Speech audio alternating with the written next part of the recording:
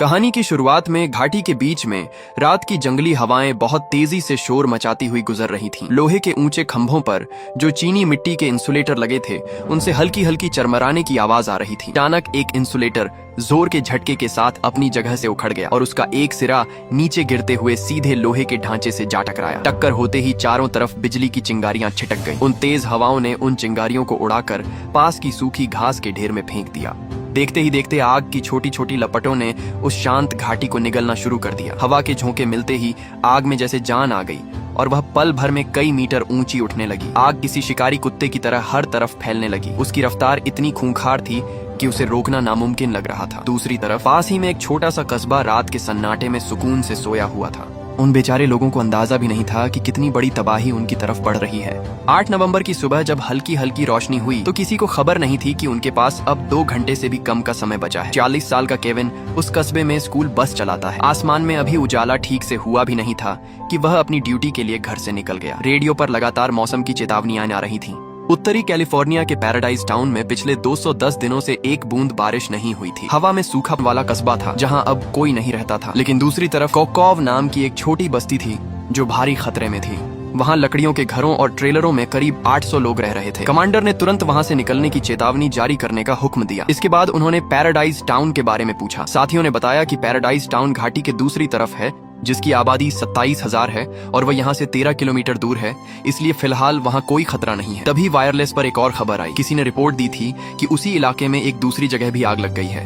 यह जगह शायद कोकोव के उत्तरी किनारे वाली सड़क के पास थी। पूरे इलाके में इतना धुआं भर गया था कि कुछ दिख नहीं रहा था और तेज हवा के कारण निगरानी वाले कैमरे भी टूट चुके थे। ये पक्का करना मुश्किल था कि नई आग सच में लगी है या नहीं। सामने खड़े फायर फाइटर्स ने भारी मन से कहा कि शायद उड़ती हुई चिंगारियों ने इतनी दूर जाकर नई आग लगा दी है। अगर 5 किलोमीटर दूर ऐसी आग लगी है तो ये बहुत बड़ी मुसीबत है। तभी बिजली कंपनी ने रिपोर्ट दी कि कोकोव इलाके में 10 मिनट पहले पावर कट हुआ है और बिजली की लाइनें गिर गई हैं। इसका सीधा मतलब था कि नई आग का कारण बिजली के गिरे हुए तार ही हैं। कमांडर का चेहरा गुस्से से लाल हो गया। उन्होंने बिजली कंपनी के अधिकारियों को बुरी तरह फटकारा कि जब रेड अलर्ट जारी हुआ था तो उन्होंने सप्लाई पहले ही क्यों नहीं काटी। अब आग हाथ से निकल चुकी थी और हर एक तार जो खंभे से लटका था वह नई आग का कारण बन सकता था।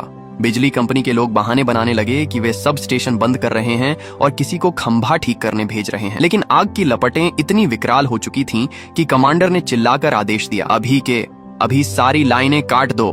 दूसरी तरफ केविन अपनी स्कूल बस को लेकर क्लिफ्टन रोड पर चल रहा था और एक एक करके बच्चों को पिक कर रहा था। वह रोज की तरह बस में अनुशासन बनाए रखने की कोशिश कर रहा था। उसकी बस की सर्विसिंग की तारीख 3000 मील पहले ही निकल चुकी थी, पर केविन इसे लगातार टाल रहा था। उसके बॉस रूबी ने उसे कई बार टोका था पर वह हमेशा कोई न कोई बहाना बना देता। तभी केविन का फोन बजा। उसकी माँ बहुत घबराई हुई थी। घर पर बच्चा उल्टियां कर रहा था और उसकी तबीयत बिगड़ रही थी। माँ ने परेशान होकर कहा कि उन्हें थर्मामीटर नहीं मिल रहा है। केविन ने कहा कि शायद वह फर्स्ट एड किट में हो या सिंक के नीचे। उसने कहा कि उसे अभी पेट्रोल भरवाना है और वह थोड़ी देर में फोन करेगा। पेट्रोल पंप पर गाड़ियों की लंबी लाइन थी। केविन बेचैनी में स्टीयरिंग पर हाथ मार रहा था कि काश आगे वाली गाड़ियां जल्दी निकलें। तभी फोन फिर बजा। माँ ने बताया कि थर्मामीटर मिल गया है और बच्चे को 29 डिग्री सेल्सियस बुखार है। केविन ने कहा कि बच्चे को खूब पानी पिलाओ और वह शाम 4 बजे दवा लेकर आएगा। तभी ऑफिस के वॉकी टॉकी पर रूबी की आवाज आई। उसने केविन को तुरंत बस गैरेज लाने को कहा ताकि उसकी मरम्मत हो सके, वरना दोपहर की शिफ्ट नहीं मिलेगी। केविन ने अपनी पारिवारिक समस्या बताने की कोशिश की पर रूबी ने एक नहीं सुनी और तुरंत वापस आने का हुक्म दिया। किसी तरह केविन दवाई की दुकान पर गया। फार्मासिस्ट ने पूछा कि बच्चा कितने साल का है और उसे कोई एलर्जी तो नहीं है। केविन थोड़ा हिचकिचाया और बोला कि शायद 15 साल का है और उसे कोई एलर्जी नहीं है। दवा लेकर उसने पैसे दिए और छुट्टा लेने का भी इंतजार नहीं किया। वह बस जल्दी घर पहुंचना चाहता था। तभी उसकी एक्स वाइफ लिंडा का फोन आया। वह उसे खरी खोटी सुनाने लगी कि उनका बेटा शॉन उसे मैसेज भेज रहा है कि वह घर जाना चाहता है और चाहता है कि माँ उसे लेने आए। लिंडा ने पूछा कि घर पर आखिर चल क्या रहा है। केविन का मन घबरा गया पर उसने बात को गोल गोल ने तुरंत और ज्यादा दमक्कल की गाड़ियां और आग बुझाने वाले हवाई जहाज मंगाए। कोकोव के लिए निकलने की चेतावनी को बदलकर फोर्स्ड एवैक्यूएशन कर दिया गया। हवाई जहाजों से पानी और केमिकल गिराया जा रहा था पर तेज हवा के कारण वे सही निशाने पर नहीं गिर रहे थे। उधर हेडक्वार्टर में अफरा तफरी मची थी। हॉपकिंस लगातार चिल्ला रहे थे कि लोग अपने घर और सामान की चिंता छोड़ें और तुरंत भागें। जिंदा रहना ही अब एकमात्र रास्ता था। लोग रो रहे थे, चिल्ला रहे थे और अपनी गाड़ियों की तरफ भाग रहे थे। कोकोव से निकलने वाले रास्ते पूरी तरह बंद हो चुके थे। हॉपकिंस ने अपनी गाड़ी से रेडियो पर संदेश भेजा कि वे आग के बीच फंस गए हैं और कभी भी जिंदा जल सकते हैं। कमांड सेंटर ने उन्हें हॉफमैन ब्रिज की तरफ जाने को कहा। बचने का एक ही रास्ता था, नदी के पानी में कूद जाना। हॉपकिंस ने लोगों को चिल्लाकर कहा कि गाड़ियों से उतरो और नदी की तरफ भागो। पानी के अंदर जाकर अपना मुंह ढक लो और अपना शरीर आग की दिशा में करके लेट जाओ। सिर्फ इसी तरह जान बच सकती थी। लोग बदहवास होकर पानी में कूद पड़े। हॉपकिंस के मुंह से बस यही निकल रहा था, वे नहीं निकल पाएंगे, वे फंस गए हैं। लेकिन फिर उन्होंने खुद को संभाला और सबको हिम्मत दी। सब साथ खड़े हो जाओ, डरो मत, हम यहाँ से सुरक्षित निकलेंगे, जल्दी करो जल्दी करो। उन्होंने बचाव दल से मदद मांगी और लोकेशन नोट करवाई। तभी केविन को लिंडा का फिर फोन आया। उसने पूछा कि उसने फोन क्यों नहीं उठाया। वह अपनी रोज की तकरार और परेशानियों से थक चुकी थी। केविन ने अपना गुस्सा दबाया और कहा कि यह सब एक गलत फहमी है। लिंडा ने उसे आईना दिखाते हुए कहा कि अगर सब ठीक है तो बेटा उसे बार बार मदद के लिए मैसेज क्यों भेज रहा है। उसने केविन को एक नाकाम पिता कहा जो हमेशा अपनी नाकामियों के लिए अपने मरे हुए बाप को दोष देता है, जिससे उसने 20 साल से बात तक नहीं की थी। केविन का सब्र टूट गया और वह चिल्ला पड़ा। थोड़ी देर की शांति के बाद लिंडा की आवाज थोड़ी नरम हुई। उसने बताया कि वह इतने समय बाद पहली बार अपने बॉयफ्रेंड के साथ घूमने निकली है और चाहती है कि केविन एक पिता की जिम्मेदारी निभाए। लेकिन फिर उसने केविन को यह कहकर जख्म दिया कि वह चाहती थी बेटा केविन को अपना रोल मॉडल माने, पर केविन की जिंदगी तो खुद एक कचरा बन चुकी है। केविन खामोश रह गया, उसके पास कोई जवाब नहीं था। हाई स्कूल की अधूरी पढ़ाई, कम उम्र में शादी और फिर तलाक, बेटे की परवरिश का बोझ, ये सब उसके कंधों पर पत्थर की तरह भारी था। उसकी जिंदगी पर फेलियर का ठप्पा लग चुका था। केविन ने एक लंबी और गहरी सांस ली और फैसला किया कि उसे अब घर जाना ही होगा, अपने बेटे शॉन के पास। इसी बीच कमांड सेंटर में खलबली मची थी। चेतावनी वाला मैसेज लोगों तक नहीं जा सका। कर्मचारी बस हाथ मलते रह गए। आग अब पैराडाइज टाउन की तरफ तेजी से बढ़ रही थी। कमांड सेंटर ने मदद मांगी, पर बैकअप पहुंचने में 2-3 घंटे लगने थे। सबको पता था कि पैराडाइज टाउन अब तबाह होने वाला है। हालात इतने खराब थे कि हवाई मदद भी अब जान जोखिम में डालकर ही दी जा सकती थी। पैराडाइज टाउन के एक प्राइमरी स्कूल में बच्चे शोर मचा रहे थे। टीचर उन्हें शांत करने की कोशिश कर रहे थे कि यह बस एक मामूली पहाड़ी आग है और वे अपनी पढ़ाई पर ध्यान दें, पर हवा में जलने की गंध और बेचैनी साफ महसूस की जा सकती थी। जब स्कूल को कोई आधिकारिक आदेश नहीं मिला तो प्रिंसिपल ने खुद ही फैसला लिया कि बच्चों को सुरक्षित घर भेजना होगा। लेकिन जिन बच्चों के माँ बाप दूर काम पर थे वे नहीं आ सकते थे। स्कूल प्रशासन ने तय किया कि उन बच्चों को स्कूल में ही इकट्ठा किया जाए। तभी वायरलेस पर रूबी का इमरजेंसी मैसेज गूंजा। पूर्वी पैराडाइज टाउन को सबसे ज्यादा खतरे वाला जोन घोषित कर दिया गया था। सभी स्कूल बसों को आदेश दिया गया कि वे बच्चों को सुरक्षित ठिकानों पर पहुंचाएं।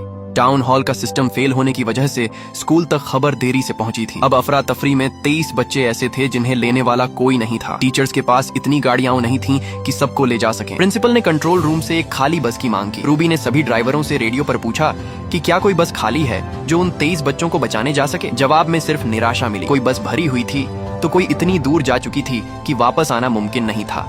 रेडियो पर एक खौफनाक सन्नाटा छा गया। केविन का हाथ स्टीयरिंग पर कांप रहा था। एक तरफ उसका घर, उसकी बूढ़ी माँ और बीमार बेटा था जहाँ उसे पहुँचना था। दूसरी तरफ वे बेसहारा बच्चे थे। उसके अंदर एक जंग चल रही थी। एक तरफ अपना परिवार, दूसरी तरफ उसका फर्ज। उसने अपनी आंखें बंद की, अपने बेटे को याद किया और अपनी अधूरी जिंदगी के बारे में सोचा।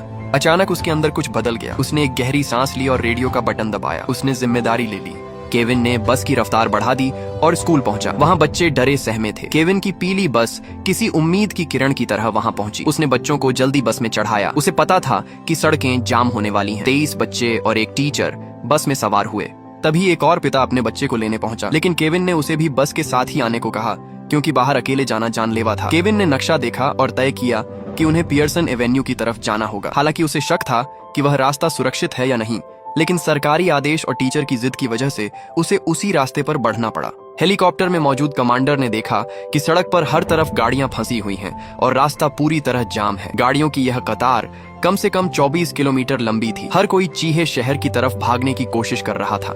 आखिरकार कमांडर ने आदेश दिया कि पूरे कस्बे को तुरंत जबरन खाली कराया जाए और यह आदेश बिना किसी अपवाद के सभी इलाकों में तुरंत लागू कर दिया गया। वहां मौजूद अधिकारियों ने तुरंत इस पर आपत्ति जताई और कहा कि इतने बड़े पैमाने पर लोगों के भागने से भगदड़ और अफरा तफरी मच जाएगी। अगर 26,000 लोग एक साथ निकलेंगे तो सारी सड़कें पूरी तरह ब्लॉक हो जाएंगी और फिर फायर ब्रिगेड की गाड़ियां और बचाव दल कस्बे के अंदर नहीं जा पाएंगे। लेकिन आग अब घाटी को पार कर रही थी और उसकी रफ्तार इतनी तेज थी कि उसे नंगी आंखों से देखा जा सकता था। अब कस्बे के पास बिल्कुल भी समय नहीं बचा था। उनके सामने अब सिर्फ 2 ही रास्ते थे, या तो नियमों को ताक पर रखकर जबरन लोगों को बाहर निकालें या फिर पुराने कायदों को पकड़े रहें और सबको अपनी आंखों के सामने आग में झलकर मरते हुए देखें। जिंदगी और मौत के इस फैसले के बीच कागजी बहस की कोई गुंजाइश नहीं थी, क्योंकि जरा सी भी देरी बहुत भारी पड़ने वाली थी। उधर रूबी बार बार बस नंबर 966 को कॉल कर रही थी, लेकिन रेडियो पर जवाब के नाम पर सिर्फ ब्रेक लगने जैसी चरचराहट और शोर सुनाई दे रहा था। लगभग सभी छोटी गाड़ियां खतरे से बाहर निकल चुकी थीं। सिर्फ केविन की बस अभी भी डोंग टियानटांग के भारी ट्रैफिक में फंसी हुई थी। यह सोचकर ही रूबी का दिल बैठा जा रहा था। बस के अंदर का माहौल बहुत तनावपूर्ण था। मैरी पूरी हिम्मत के साथ बच्चों को समझाने की कोशिश कर रही थी कि वे शांत रहें और अपनी जगह पर बैठे रहें। खिड़की के बाहर आग की लपटें किसी लहर की तरह करीब आ रही थीं और हवा के झोंकों के साथ आग ऐसे उमड़ रही थी जैसे किसी भी पल खिड़की के अंदर घुस जाएगी। बस के पहिए अपनी जगह से टस से मस नहीं हो रहे थे और हवा में घबराहट और लाचारी भरी हुई थी। केविन ने जब उस आग के समंदर को अपनी ओर करीब आते देखा तो उससे और बर्दाश्त नहीं हुआ। उसने अचानक जोर से एक्सीलेटर पर पैर दबाया और बस को तेजी से एक तरफ मोड़ दिया। इस अचानक झटके से बच्चे डर कर चिल्लाने लगे और अपनी सीटों को कसकर पकड़ लिया। केविन ने अब तय किया हुआ रास्ता छोड़ दिया था और भागने के लिए दूसरा रास्ता चुन लिया था। उसे लगा कि मुख्य सड़क के बराबर में जो रास्ता है वहां शायद उन्हें बचने का थोड़ा और मौका मिल जाए। मैरी ने उसे रोकने की कोशिश की और जोर दिया कि उन्हें तय किए गए रूट पर ही चलना चाहिए, लेकिन केविन ने अपना गुस्सा दबाते हुए कहा कि वे इन पुराने और बेकार प्लान के चक्कर में अपनी जान नहीं दे सकते। वह हाथ पर हाथ धरकर वहां फंसे रहने के बजाय खतरा उठाकर बाहर निकलना बेहतर समझता था। आग बिल्कुल पास आ चुकी थी और अगर अब भी वे हिचकिचाते तो दूसरा मौका नहीं मिलता। मैरी ने उसके इस लापरवाह फैसले पर सवाल उठाए, लेकिन केविन ने कड़े शब्दों में जवाब दिया कि उसके लिए असली जिम्मेदारी इन बच्चों को जल्द से जल्द उनके माता पिता के पास सुरक्षित पहुंचाना है। आग के सामने नियम कायदे और कागजी कार्रवाई सिर्फ रद्दी के टुकड़े के बराबर थे। उधर कमांड सेंटर में रेडियो पर अभी भी 963 नंबर बस से कोई जवाब नहीं मिल रहा था। रूबी बार बार कॉल कर रही थी पर कानों में सिर्फ शोर ही सुनाई दे रहा था। तभी अचानक पूरे हॉल में अलार्म गूंज उठा और शहर में सबसे ऊंचे स्तर का रेड अलर्ट जारी कर दिया गया। पूरे शहर को खाली करने का आदेश मिलते ही वहां मौजूद साथी भी जल्दी में निकलने लगे। यहाँ तक कि रूबी को भी तुरंत निकलने के लिए मजबूर किया गया। बस में केविन को लगा कि मैरी बहुत डरी हुई है तो उसने माहौल को हल्का करने के लिए बातचीत शुरू की। बात उनके परिवार तक जा पहुंची। मैरी ने बताया कि उसकी शादी को 19 साल हो चुके हैं। उसका पति अक्सर काम के सिलसिले में बाहर रहता है और अब उसके पास सिर्फ उसका 15 साल का बेटा जैक है। असल में उसे सबसे पहले अपने बेटे को लेने जाना चाहिए था, लेकिन इस वक्त वह अपनी जिम्मेदारी के कारण सिर्फ अपनी बहन को ही बेटे का ख्याल रखने को कह पाई थी। वह खुद को शांत दिखाने की कोशिश कर रही थी पर उसकी आंखों में छिपा डर साफ दिख रहा था। बस में बच्चे अब भी बेचैन थे। कोई पूछ रहा था कि क्या वे सुरक्षित पहुंच पाएंगे। किसी को अपने घर के पालतू जानवरों की चिंता थी तो कोई बार बार पूछ रहा था कि वे अपने मम्मी पापा से कब मिलेंगे। मैरी हर बच्चे को बड़े धैर्य से जवाब दे रही थी और उन्हें शांत कर रही थी कि वे सुरक्षित जगह पर अपने परिवार से जरूर मिलेंगे। वह बच्चों के आंसू पोंछते हुए अपनी शांति से पूरे बस के बच्चों का हौसला बढ़ा रही थी। रूबी ने आखिरी बार केविन से संपर्क करने की कोशिश की। उसने अपनी घबराहट को काबू में किया और रेडियो पर कहा कि केविन, अगर तुम मुझे सुन पा रहे हो तो बच्चों को सीधे चीहे ले जाओ। मैं वहीं तुम्हारा इंतजार करूंगी। केविन के लिए यह तरफ केविन ने देखा कि ट्रैफिक बिल्कुल रुक गया है। उसने बाहर झांक कर देखा तो पता चला कि आगे रास्ता बंद है और गाड़ियां वहां फंसी हुई हैं। मैरी ने उसकी परेशानी देखते हुए पूछा कि बच्चों को सुरक्षित छोड़ने के बाद वह कहाँ जाएगा। केविन ने बताया कि वह मगलियां जाएगा जहां उसकी बूढ़ी माँ और 15 साल का बेटा रहते हैं। उसने वादा किया था कि वह तुरंत उनके पास लौटेगा। मैरी उसे दिलासा दे रही थी कि शायद उन्हें भी शहर खाली करने का अलर्ट मिल गया होगा और वे सुरक्षित जगह पहुंच गए होंगे। लेकिन केविन चुप हो गया और उसके चेहरे पर पछतावा साफ दिखने लगा। उसे याद आया कि नगर पालिका ने कितनी बार मैसेज भेजे थे कि इमरजेंसी अलर्ट सिस्टम में रजिस्टर कर लें, जिसमें बस ऑनलाइन अपना नंबर या ईमेल देना था ताकि मुसीबत के वक्त तुरंत जानकारी मिल सके। लेकिन केविन ने इसे फालतू का काम समझकर टाल दिया था और अब तक रजिस्टर नहीं किया था। अब उसे महसूस हुआ कि उसकी बूढ़ी माँ के पास कोई गाड़ी नहीं है और उसका बेटा बस उसके घर आने का इंतजार कर रहा होगा। अब जब आग ने पूरे कस्बे को घेर लिया है, उसे अपनी गलती का एहसास हुआ कि उसने सुरक्षा का सबसे बड़ा मौका खो दिया। उसके परिवार को कोई अलर्ट नहीं मिला होगा और वे बस हाथ पर हाथ धरकर मुसीबत का इंतजार कर रहे होंगे। इस सोच और अपनी लापरवाही की वजह से वह बहुत घबरा गया था और आगे का रास्ता उसे और भी डरावना लग रहा था।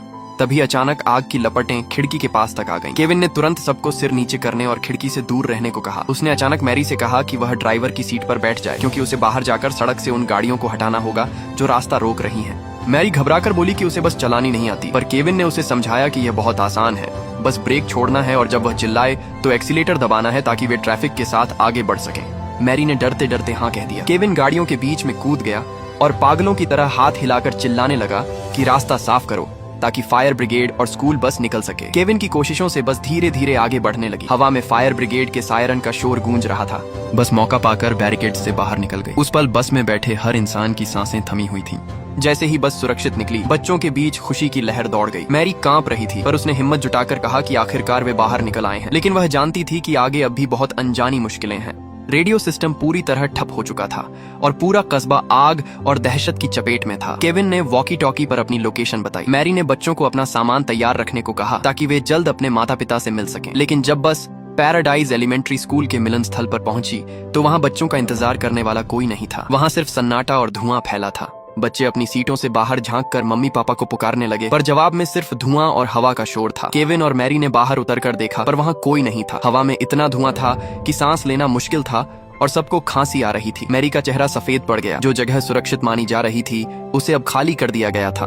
वहां न कोई चेतावनी थी और न ही कोई नोटिस। सब लोग वहां से जा चुके थे। केविन ने बिना वक्त गंवाए फैसला किया कि वे बच्चों को लेकर चीहे के मुख्य शेल्टर होम जाएंगे, क्योंकि अब वही एक जगह थी जहां उम्मीद बची थी। वह बच्चों को उनके माता पिता तक पहुंचाने के बाद ही अपने बच्चों को ढूंढने जाएगा। 12,000 निवासी हैं, जिनमें से अब तक सिर्फ 8,000 लोग ही बाहर निकल पाए हैं। बिजली कंपनी ने जो वादा किया था कि वे पावर काट देंगे, वह भी पूरी तरह सफल नहीं हुआ था। कई जगह बिजली के तार टूटकर गिर गए थे, जिससे रास्ता रुक गया था और उन तारों से अब भी चिंगारियां निकल रही थीं। फायर ब्रिगेड के कर्मचारी अपनी जान जोखिम में डालकर तार काट रहे थे ताकि गाड़ियों को निकलने का रास्ता मिल सके। कमांडर ने गुस्से में बिजली कंपनी के अधिकारी से पूछा कि पावर अब तक पूरी तरह बंद क्यों नहीं हुई, तो जवाब मिला कि ऑटोमेटिक सिस्टम तो बंद है, लेकिन बाकी का हिस्सा मैन्युअल तरीके से एक एक करके बंद करना पड़ रहा है। इस कुदरती आफत के सामने सारी सुरक्षा व्यवस्था फेल हो गई थी। दूसरी तरफ बस के अंदर तनाव और बढ़ गया था। केविन ने देखा कि पीछे से आग की एक विशाल दीवार उनकी तरफ आ रही है। उसने मैरी को आगाह किया कि उन्हें अब आग से बचने के लिए दक्षिण पश्चिम दिशा की ओर भागना होगा। उन्हें लगा कि पोन्स रोड और क्लार्क रोड पूरी तरह बंद हो चुकी हैं।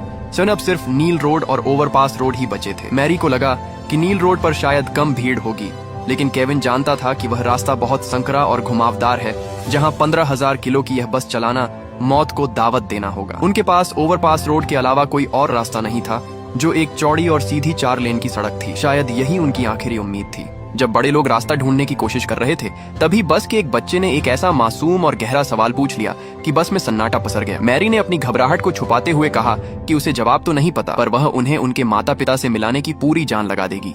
केविन ने भी उसकी बात का समर्थन किया। इस घड़ी में वे सिर्फ टीचर और ड्राइवर नहीं थे, बल्कि उन बच्चों की आखिरी उम्मीद और रक्षक थे। कमांड निकाल सकता है। दूसरी तरफ आग बस का पीछा कर रही थी। केविन बुरी तरह थक गया था और गहरी सांसें ले रहा था। पहाड़ी रास्ता बहुत संकरा और खतरनाक था। एक तरफ चट्टाने और दूसरी तरफ खाई। बच्चे डर के मारे एक दूसरे से चिपक गए थे। मैरी उन्हें हिम्मत दे रही थी कि अगर वे डटे रहे तो इस आग के समंदर से बाहर निकल जाएंगे। यह आग चारों तरफ फैली हुई थी और हवा के साथ और तेज हो रही थी। रास्ते बहुत संकरे थे और इमारतों में आग लगी हुई थी। उनके पास अब कोई बाहरी मदद नहीं बची थी। जो लोग भी वहां फंसे थे, उन्हें खुद ही अपनी जान बचाकर इस नरक से बाहर निकलना था। उनके पास कोई साधन नहीं बचा था, बिल्कुल कोई साधन नहीं। अचानक सामने लोगों का एक झुंड दिखाई दिया, जो अजीब तरह से आग की दिशा में ही भागे जा रहे थे। उन्होंने भागकर बचने का रास्ता नहीं चुना, बल्कि वे सीधे आग की लपेटों की ओर जा रहे थे। बच्चे यह देखकर और भी ज्यादा घबरा गए और उन्हें समझ नहीं आया कि ये लोग मौत की गहराई में क्यों जा रहे हैं। जब एक राहगीर से इसके बारे में पूछा गया तो पता चला कि आगे वाला ट्रेलर कैंप पहले ही आग का समंदर बन चुका है। वहां हर तरफ भीषण आग लगी है और बाहर निकलने का कोई रास्ता नहीं बचा है। केविन ने एक गहरी सांस ली और तय किया कि वो खुद नीचे उतरकर आगे के हालात देखेगा। उसे पक्का करना था कि क्या पहाड़ियों के किनारों से कोई रास्ता निकाला जा सकता है, और साथ ही वो इस बात के लिए भी तैयार रहना चाहता था कि अगर जरूरत सबको दिलासा देने लगी। उसने बच्चों से कहा कि सब बिल्कुल चुप रहें, अपने अपने स्कूल बैग पकड़ लें और बस के अंदर एक लाइन में खड़े हो जाएं। इस घड़ी में बड़े लोगों को पूरी बस के भविष्य का फैसला करना था, जबकि बच्चे अपनी सहमी हुई आंखों से सिर्फ अपनी किस्मत के फैसले का इंतजार कर रहे थे। केविन रास्ता ढूंढने के लिए पहाड़ी पर चढ़ा, लेकिन उसने देखा कि चारों तरफ से आग ने घेरा डाल रखा है। हर वो रास्ता जहां से निकलने की उम्मीद थी, उसे आग की लपटों ने निगल लिया था। आसमान में धुएं का गुब्बार किसी काली छत की तरह छाया हुआ था और वह अकेली स्कूल बस उस आग के समंदर के बीचों बीच फंसी हुई थी। केविन बस में वापस आया और मैरी से कहा कि उन्हें बस के अंदर ही रहना होगा, क्योंकि हर तरफ आग है। वे पूरी तरह घिर चुके हैं और पीछे हटने का कोई रास्ता नहीं है। मैरी ने नक्शा फैलाया और जान बचाने का कोई नया रास्ता ढूंढने की कोशिश की। मैरी चिल्लाई, हमें यहीं रुकना होगा, हमें यहीं रुकना होगा, हमें यहीं रुकना होगा। केविन ने कहा, नहीं नहीं नहीं, हम सड़क पर उतर सकते हैं। दूसरे लोग भी सड़क पर जा रहे हैं, हम सड़क पर जाने की कोशिश कर सकते हैं। मैरी लगभग टूट चुकी थी, उसकी आवाज कांप रही थी। नहीं, यह मुमकिन नहीं है, हम यहाँ 2 मिनट भी नहीं रुक सकते। नामुमकिन है, हम यहाँ 2 मिनट भी नहीं रह पाएंगे। मैरी की आवाज लगभग पूरी तरह टूट चुकी थी। वह यह मानने को तैयार नहीं थी कि उन्हें बस वहीं रुके रहना चाहिए। आग से घिरे उस सुनसान रास्ते पर खड़े रहने का मतलब था बच्चों को मौत के हवाले कर देना। उसने केविन से बार बार पूछा कि अगर आग बस तक आ गई तो वे क्या करेंगे। केविन के पास भी कोई जवाब नहीं था। उसने बस यही दोहराया कि यही इकलौती जगह है जहां उसने 30 सेकंड की शांति देखी है। आग से घिरे इस छोटे से टुकड़े पर वे कम से कम कुछ मिनट और जिंदा रह सकते थे। मैरी की आवाज कांप रही थी और वह लगभग रोते हुए उसकी बात मान गई। उसने खुद को संभालने की कोशिश की पर उसकी सिसकियां नहीं रुक रही थीं। बस के अंदर की हवा भारी और गाढ़ी होती जा रही थी। धुआं खिड़कियों की दरारों और वेंटिलेशन के रास्तों से अंदर घुसने लगा था। केविन की घबराहट अपनी चरम सीमा पर थी। उसने धीमी और तेज आवाज में मैरी को पुकारा और कहा कि उन्हें समय जीतना होगा, चाहे वह थोड़ा सा ही क्यों ना हो। दोनों ने मिलकर काम करना शुरू किया। केविन ने टेप से वेंटिलेशन के छेदों को बंद किया, जबकि मैरी ने बच्चों के लिए कपड़े के टुकड़ों से साधारण फिल्टर मास्क बनाए। हर कपड़े को कीमती पानी से भिगोया गया था। इसी को रोकना नामुमकिन था। वे अपनी आंखों से इस तबाही को बढ़ते हुए देख रहे थे, लेकिन उनके पास कोई संसाधन नहीं बचा था। इसके बाद की रिपोर्ट और भी दिल दहला देने वाली थी। खबर आई कि बहुत से लोग अपनी गाड़ियों के अंदर ही फंसकर मर चुके हैं और आग ने उन्हें जिंदा निगल लिया है। दर्दनाक मौत का सिलसिला तेजी से फैल रहा था। कमांडर ने ठंडे दिमाग से आखिरी आदेश दिया, अब आग बुझाने की कोशिश छोड़ दो। अपनी पूरी ताकत सिर्फ लोगों की जान बचाने में लगाओ, क्योंकि इस आग को अब काबू नहीं किया जा सकता। अब सिर्फ इतना किया जा सकता है कि ज्यादा से ज्यादा लोगों को बचाया जाए। बस के अंदर खिड़कियां और बस की दीवारें इतनी गर्म हो गई थीं कि जैसे तंदूर हो। ऐसा लग रहा था कि पानी भी आग पकड़ लेगा। केविन और मैरी ने एक दूसरे की तरफ देखा। दोनों जानते थे कि यह स्कूल बस अब भट्टी में फंसे लोहे के डिब्बे जैसी बन गई है। वे बारी बारी से बच्चों के पास गए और उन्हें चेतावनी दी कि बस की दीवारों को न छुएं और अपने हाथ पैर गलियारे के बीच में ही रखें। हमारे पास समय नहीं है, हम उन्हें ऐसे बातें नहीं करने दे सकते।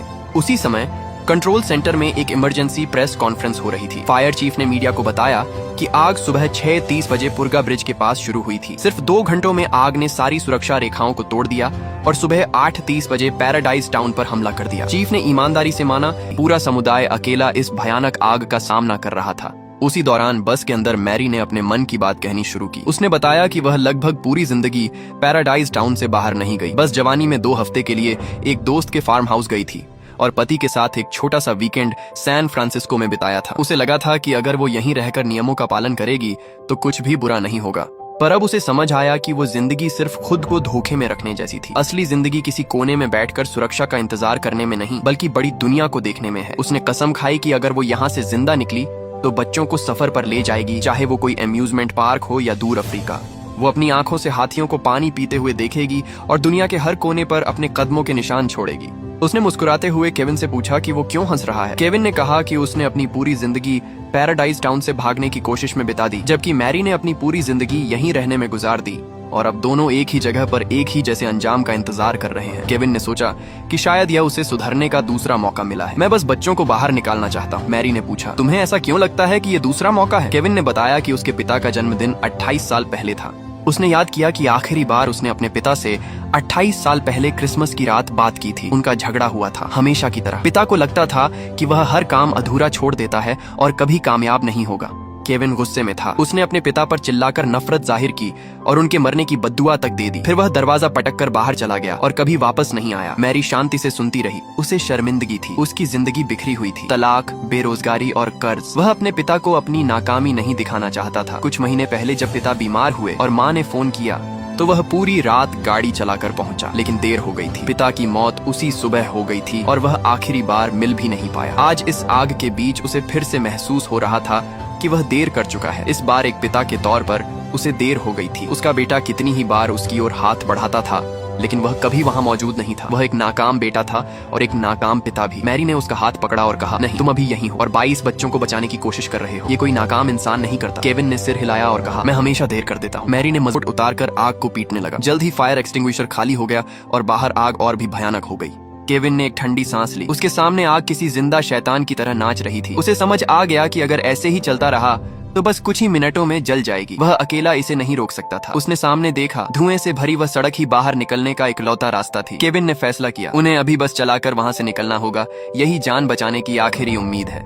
लेकिन ठीक इसी वक्त बस स्टार्ट ही नहीं हुई। केविन ने स्टीयरिंग मैरी को दिया और खुद बाहर इंजन की तरफ भागा। गर्म लोहे से उसकी उंगलियां जल रही थीं, पर उसे दर्द का एहसास नहीं था। उसने इंजन चेक किया और मैरी से कहा, अब स्टार्ट करो। इंजन से एक बेजान आवाज आई और फिर शांति छा गई। दूसरी बार, तीसरी बार, सब बेकार। केविन के हाथ कांप रहे थे, दर्द से भी और डर से भी। उसने देखा कि आग बिल्कुल करीब आ गई है। गर्मी इतनी थी कि हवा भी मुड़ती हुई दिख रही थी। उसने खुद को शांत किया और चौथी बार चिल्लाया, मैरी कोशिश करो। मैरी ने चाबी घुमाई, इंजन थोड़ा कूं कूं किया और फिर दहाड़ मारते हुए चालू हो गया। केविन की आंखों में लगभग आंसू थे। वह उछलकर ड्राइवर की सीट पर बैठा, रेस दी और बस को सीधे उस जलती हुई दुनिया में झोंक दिया। बस की खिड़कियों के कांच गर्मी से चटकने लगे। बाहर पेड़ एक के बाद एक गिर रहे थे। आग की लपटें हवा के साथ बस की छत पर गिर रही थीं। बस के अंदर बच्चों के रोने और प्रार्थना करने की आवाजें गूंज रही थीं। केविन ने स्टीयरिंग को मजबूती से जकड़ रखा था। उसकी आंखों में बाहर की आग की चमक थी। उस पल उसे अपने पिता की आवाज सुनाई दी। अपनी जिंदगी की सारी गलतियां और देरी महसूस हुई और दिल से एक ही आवाज आई, इस बार देरी नहीं होनी चाहिए। इंजन ने एक जोरदार आवाज की और बस जलती हुई टहनियों को तोड़ती हुई आगे निकल गई। आग की दीवार को चीरकर वे धुएं के गुब्बार से बाहर निकले। बस के अंदर की चीखें अब सिसकियों में बदल गई थीं और फिर सन्नाटा छा गया। जब आग पीछे छूट गई तो बच्चों ने रोते हुए पूछा, क्या सब खत्म हो गया? मैरी ने आंसू पोंछते हुए कहा, तुम अब सुरक्षित हो। जब बस रिलीफ कैंप पहुंची तो वहां माता पिता का हुजूम उमड़ पड़ा। लोग अपने बच्चों के नाम पुकार रहे थे। कुछ खुशी से जमीन पर गिरकर रोने लगे। वह मंजर बेहद भावुक था। बच्चे एक एक करके बस से उतरे और अपने माँ बाप के गले लग गए। दूर खड़ी भीड़ तालियां बजा रही थी। ये उस चमत्कार के लिए था जो आग के समंदर को पार करके आया था। मैरी ने बस के अंदर केविन का शुक्रिया अदा किया। केविन ने सिर हिलाया। उसके चेहरे पर बहुत कुछ अनकहा था। उसने मुस्कुराते हुए मैरी को याद दिलाया कि वो उसे हाथी की फोटो जरूर भेजेगी। मैरी को भीड़ में अपना बच्चा मिल गया और वह उसे गले लगाकर फूट फूट कर रोने लगी। केविन रजिस्टर के पास गया ताकि अपनी माँ और बेटे का नाम ढूंढ सके, लेकिन वहाँ उनका नाम नहीं था। वह घबराकर कैंप में पागलों की तरह उन्हें ढूंढने लगा। आखिरकार उसे एक जाना पहचाना चेहरा दिखा। उसकी माँ जिंदा थी। वह बहुत कमजोर लग रही थी। माँ ने बताया कि पड़ोसी काइल ने उन्हें बचाया था और आग फैलने से पहले कस्बे से बाहर ले आया था। केविन ने सिर हिलाया और अपने बेटे के बारे में पूछा, तुम सुरक्षित हो? मैं अपनी पूरी कोशिश करूंगा, ठीक है? पैराडाइज टाउन की वह आग 17 दिनों तक जलती रही। जिन सड़कों को लोग जानते थे वहां अब सिर्फ जले हुए पेड़ और राख के ढेर बचे थे। हर तरफ जलने की बदबू थी। केविन अपने घर की जगह पर पहुंचा। घर अब सिर्फ एक ढांचा रह गया था। छत गायब थी और दीवारें गिरी हुई थी। उसने मलबे में ढूंढना शुरू किया और जली हुई लकड़ी और राख के नीचे से उसे एक फोटो फ्रेम मिला। कांच टूटा हुआ था। फ्रेम आधा जल चुका था, लेकिन अंदर की फोटो सलामत थी। उसकी और उसके बेटे शॉन की फोटो। केविन उस फोटो को हाथ में लिए मलबे के बीच चुपचाप खड़ा रहा। तभी उसे एक आवाज सुनाई दी। उसने मुड़कर देखा।